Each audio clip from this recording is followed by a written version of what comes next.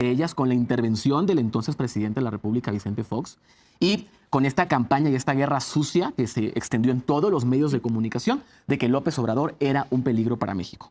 Y cuando hablamos del peligro para México, ¿de qué México hablamos? ¿Del México profundo? ¿Del México que todos los días busca qué comer? Diputado de Morena le dio una cátedra a toda la mesa opositora de Leo. Que durante esas elecciones, durante esas campañas, se utilizó el eslogan de López Obrador es un peligro para México. Era, desde luego, una frase propagandística, que, por cierto, un ataque que logró que bajara algunos puntos en las encuestas López Obrador y que creo, yo estoy convencido de que López Obrador no supo contestar bien en su momento. Morena, ¿acabó siendo o no un peligro para México? ¿Qué dirías? Pues, a ver, leí tu artículo Sí. y creo que coincido con el análisis en los tres rubros en los que lo haces, ¿no? En materia financiera, económica financiera por parte de los recursos del Estado, tenemos a un gobierno hoy en día que se está dedicando a embargar el futuro, ¿no? Sacando el dinero de todos los rinconcitos en donde había guardados para posibles emergencias. Error. Guillermo, supongo que tú vas a decir que no fue un peligro para México, pero bueno, ¿cuál es? Claro, qué gusto, Leo, qué gusto estar aquí con ustedes. De entrada, Morena no es un peligro para México y sí fueron, son y serán el PRIAN. Y no lo digo por un tema de simpatía, sino de acuerdo a los datos. Y hay que recordar un poco. Hace 20 años fue el fraude de la elección presidencial del 2006. Nosotros sostenemos y seguiremos sosteniendo que fue un fraude, tanto en las casillas como fuera de ellas, con la intervención del entonces presidente de la República, Vicente Fox, y con esta campaña y esta guerra sucia que se extendió en todos los medios de comunicación de que López Obrador era un peligro para México, lo cual resultó falso. ¿Y por qué digo que hay que recordar?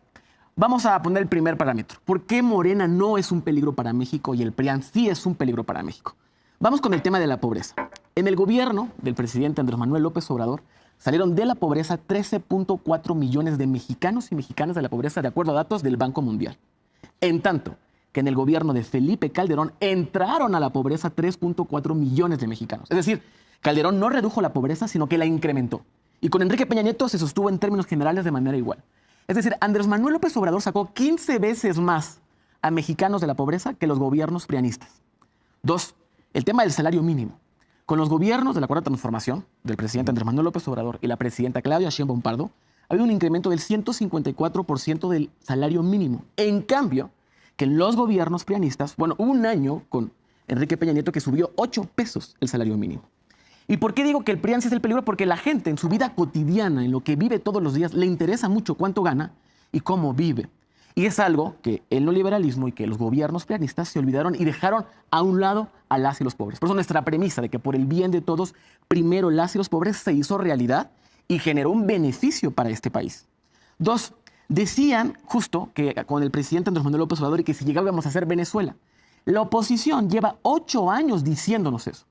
Que vamos a hacer Venezuela, que el país va a quebrar, que el tipo de cambio se va a subir, que el dólar va a estar hasta por encima de los 50 pesos, cosas que no ha ocurrido y no va a ocurrir. Porque hay una claridad perfecta. ¿Qué decían antes? Que darle recursos a las empresas, a los millonarios, era un rescate económico necesario para el avance del país. Pero dar recursos a la gente más necesitada, a la gente más pobre, entonces eso sí era un error grave. Creo que hay un cambio de modelo de cómo se ejerce el presupuesto público en este país.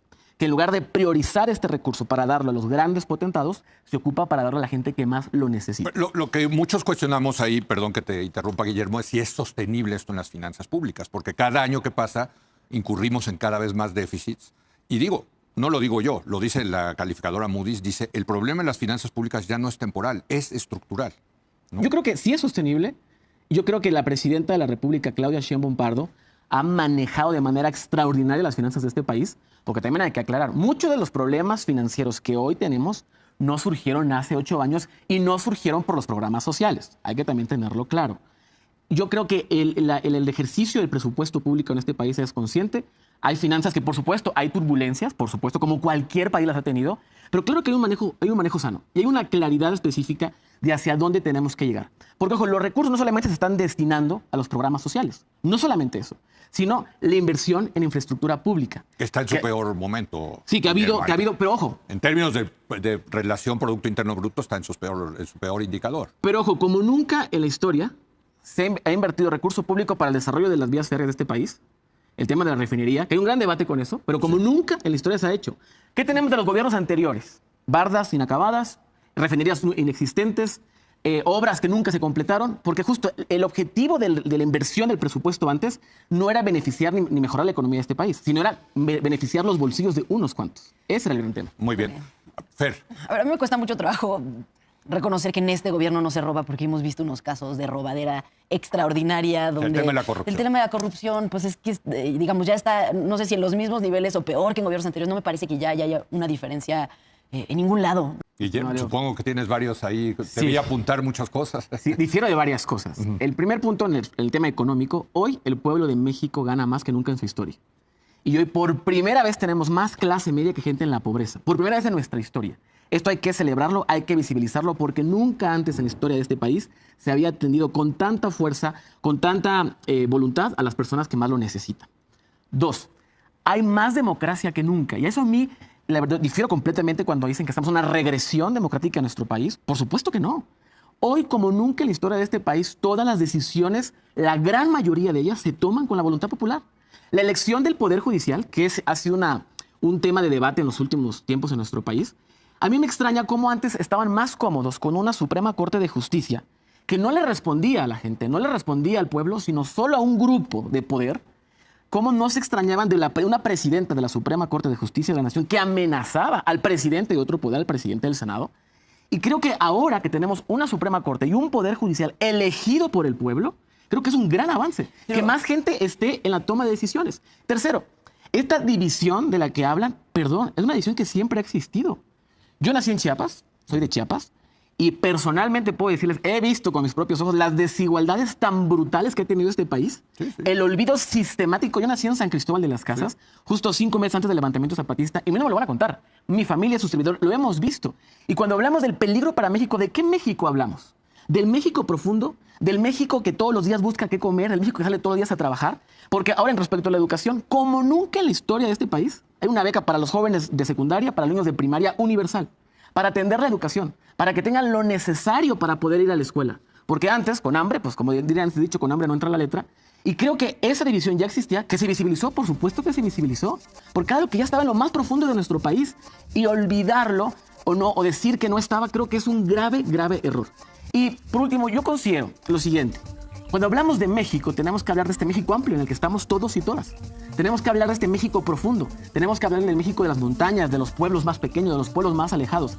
Aquel México en el que antes nadie volteaba a ver. Y para ese México y este México amplio, por supuesto que Morena ha hecho un gran avance. ¿Faltan más cosas? Claro que sí. Pues apenas vamos 8 años. Es un proceso largo.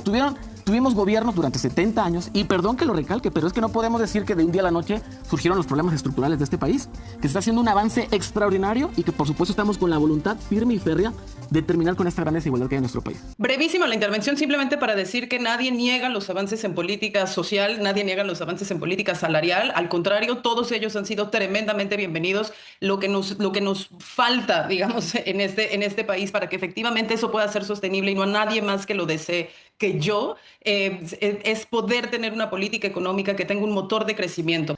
Tanto con López Obrador como Sheinbaum no ha crecido la economía prácticamente, ha crecido en promedio 1% anual. Y el caso de la democracia directa en el caso del Poder Judicial. Yo creo que los problemas en democracia siempre se resuelven con más democracia. ¿Todo proceso es perfectible? Por supuesto que sí. Pero el gran paso que dimos en este país de elegir al Poder Judicial mediante el voto popular es algo inédito y, por supuesto, aplaudible y hay que celebrarlo. Porque antes teníamos a un Poder Judicial familiar de la Federación.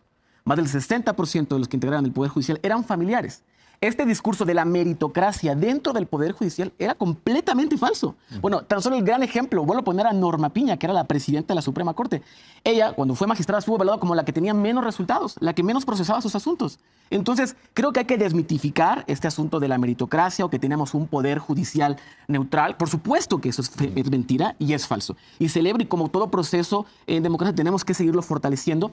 Y dos, respecto al tema del tema económico, hay que también, muy importante, decir lo siguiente.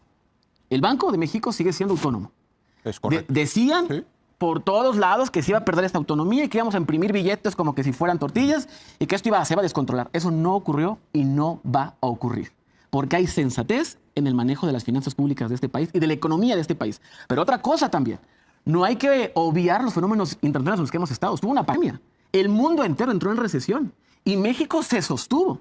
Claro, las proyecciones nos fueron las que se pensaban, pero no nos fuimos a una recesión como todo el mundo decía. ¿Qué decían antes? Si a Estados Unidos le daba gripe, a México neumonía. Y no ocurrió eso. Se logró sostener la economía de este país. Y algo importante que destacar, cuando fue el tema de la paz, ¿por qué no caímos en este gran hoyo que en muchos países sí ocurrió? Por la política social que implementó el presidente López Obrador. Porque la gente de a pie tenía algo en la bolsa para poder comprar su comida, para poder tener con qué vivir. La pensión de adultos mayores salvó a muchísima gente de quedarse sin qué comer.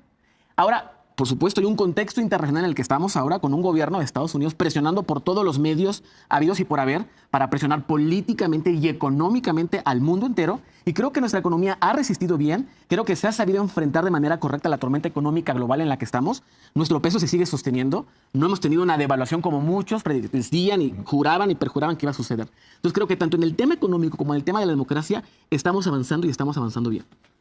Es muy difícil decir que es una economía que se ha sostenido bien cuando no tenemos crecimiento económico. Me parece, de los vínculos de la política con el crimen organizado. O por lo menos eso es lo que se ve desde fuera. Y te lo pregunto, Guillermo, porque ese es un tema fundamental, ¿no? Este tema de si se asociaron o no se asociaron para ganar elecciones, para gobernar con el crimen organizado. Yo creo, mi estimado Leo, que hay una narrativa muy fuerte para querer vincular a Morena con este tipo de acciones y delitos, lo cual con toda certeza. Pero también hay evidencia como en Tabasco, ¿no? Yo voy a lo siguiente, a ver. Sí. En todos los partidos políticos de este país han habido sujetos que han cometido delitos y que se han vinculado con grupos locales o grupos nacionales. Y este combate al crimen organizado debe ser de todos.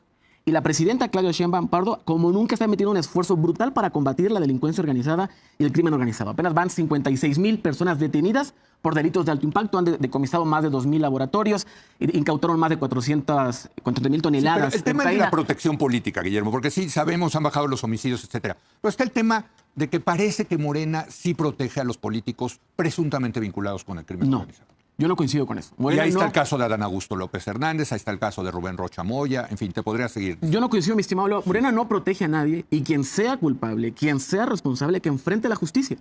Que se presenten las denuncias correspondentes y que enfrente la justicia. Bueno, ya las presentó el gobierno de Estados Unidos. Tenemos una serie de políticos involucrados. Está Lito Moreno, está Maru Campos, está el ahora gobernador de Durango. Hay infinidad de sujetos políticos que están o con investigaciones. Y yo soy partidario y firme defensor. Quien sea responsable, que enfrente la justicia. Morena, como ya lo dijo la presidenta Ariana Montiel, no va a ser cómplice de nadie. Trátese quien se trate.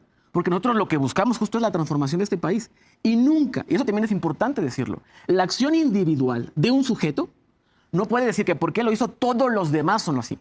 Eso es incorrecto. Eso es injusto. Quien cometa un error, que enfrente la justicia. Y lo que platicaba la vez pasada, mi estimado Leo, ahora resulta que Estados Unidos es el gran paladín de la justicia. No lo creo. Y no estoy de acuerdo con eso porque está utilizando sus herramientas y sus procesos judiciales políticamente.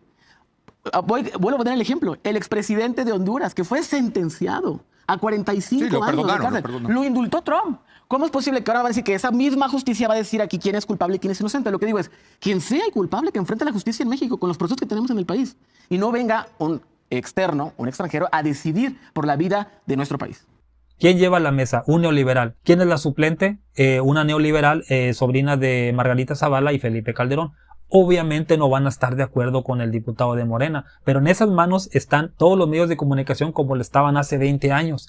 En el 2006, cuando le hicieron fraude electoral a López Obrador, y muy injusto, muy injusto con López Obrador, dice, el Obrador no supo defenderse de la campaña El Peligro para México, y el diputado le dice, no, es que no nada más fue Fox. Fue el Consejo Empresarial, fueron los medios de comunicación, acuérdate, muy injusto Leo con él. Ahorita le dicen cualquier cosa a Lito Moreno, ¡zum! 7 medios de comunicación lo entrevistan, le dicen, oye, ¿qué piensas de lo que dijo Morena de ti? No, pues son unos corruptos y no sé qué. Obrador no se podía defender. Corrían, despedían a los periodistas que entrevistaban a López Obrador y nadie ha salido a desmentir lo que dijo. Es cierto, lo dijo Federico Lamont. Ahí está la evidencia. Ahora, cuando están friegue y friegue con Rocha Moya, oye, ¿y dónde está Maru Campos? Acaba de salir que es dueña del 98% de una empresa inmobiliaria que tiene contratos con el gobierno de Chihuahua. ¿Y qué pasó? ¿Por qué nada más los de Morena? O sea, es tan importante Morena que siempre se habla nada más de Morena y no de los de enfrente. Alito fue a la COPAL, la Confederación de Partidos Políticos de Latinoamérica, a decir que somos un narcoestado. Él, que lleva 14 gobernadores en la cárcel. Él que tiene una orden de captura. Que acaban de agarrar a la hermana de Emilio Lozoya. O sea, todavía va a dar clases de democracia y por eso se le puso en su lugar a Leo. No se habla de eso, cabeza de vaca.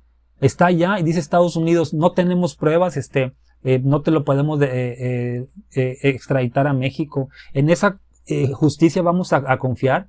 Por eso molesta la hipocresía, la mezquindad de Leo y todas las que están ahí en la mesa, que se hacen de la vista gorda como si México no hubiera cambiado. Si estuviera Xóchitl Gálvez gobernando, este país estaría súper mega incendiado y todo el mundo lo sabe. Dime qué piensas.